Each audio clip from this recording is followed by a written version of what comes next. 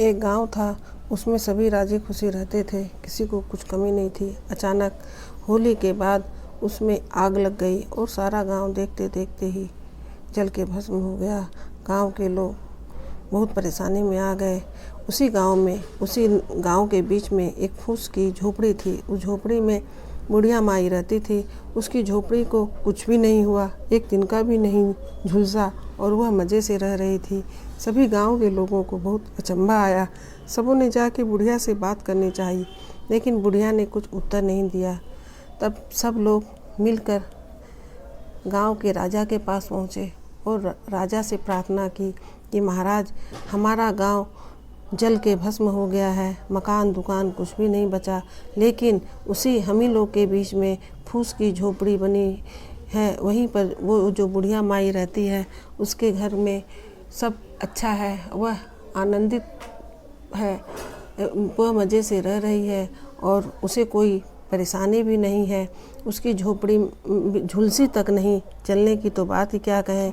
राजा को भी बहुत अचंभा आया कि मेरे राज्य में ऐसा भी कोई एक घर है। राजा ने तुरंत अपने दूतों को भेजा। दूतों को भेज के बुढ़िया माई को बुलाया।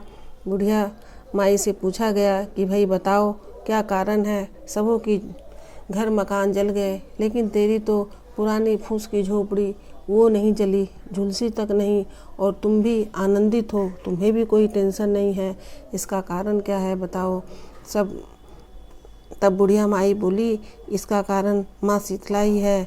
माँ दुर्गा के 9 रूप होते हैं, इसलिए मैं होली के 7वें दिन हमेशा से माँ शीतला का व्रत करते आ रही हूँ। माँ शीतला का पूजन करने से माँ आरोग्यता देती है, सब तरह का संकट हट देती है, बच्चे बूढ़े सब की रक्षा करती है। जिसको टाइफाइड होता है वो नहीं होता है। तो मैं पहले दिन माँ का भोजन तैयार करती हूँ। राबड़ी, चावल, बाजरे की रोटी और भी जो जिसको अच्छा लगे सब पकवान माँ के निमित्त हो बनाते हैं। दूसरे दिन हम माँ का आदरपूर्वक शीतला माँ की पूजा करते हैं। और यहाँ तो मंदिर भी नहीं है, तो मैं अपने घर में ही माँ का मंदिर मानकर माँ का मन से पूजा करती हूँ और भोग लगाती हूँ। और उस दिन मैं सारे दिन ठंडा ही खाती हूँ। माँ शीतला माँ मुझ पर खुश है, मेरी प्रार्थना स्वीकार करती है और मैं आनंदपूर्वक रहती हूँ। मेरा योगक्षेम माँ ही देखती है। सारी बात सुनकर उतनी बुढ़िया की बात सुन राजा के भी मन में विचार जगा और उसने भी घोषणा करवा दी कि होली के बाद 7वें दिन जो शीतला सप्तमी आएगी, उसमें सभी माँ का पूजन करें, ठंडा भोजन करें, माँ को ठंडा ही भोग लगाएं। और उसने गांव में एक बहुत विशाल मंदिर बना दिया। मंदिर में सभी लोग जाने लगे, आने लगे, कीर्तन होने लगे, माँ वहाँ विराजमान हो गई। सब लोगों की अच्छी तरह ज़िंदगी बीतने लगी। सब माँ की जय जयकार करने लगे। जय हो शीतला माता की। जो ये कहानी सुनता है, बोलता है, शीतला माँ सबकी रक्षा करती है। आप सभी सुनने वालों को भी माँ शीतला रक्षा करेगी।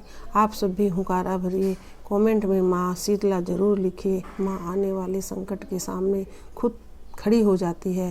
पहले वो संकट से लड़ती है, झगड़ती है, उसे दूर भगाती है। अपने भक्तों को स्नेह से, आदर से अपने पास, अपने प्रेम में गोद में बैठाकर सिर पर हाथ फेराती है। जय माँ शीतला की। कमेंट जरूर करें। जय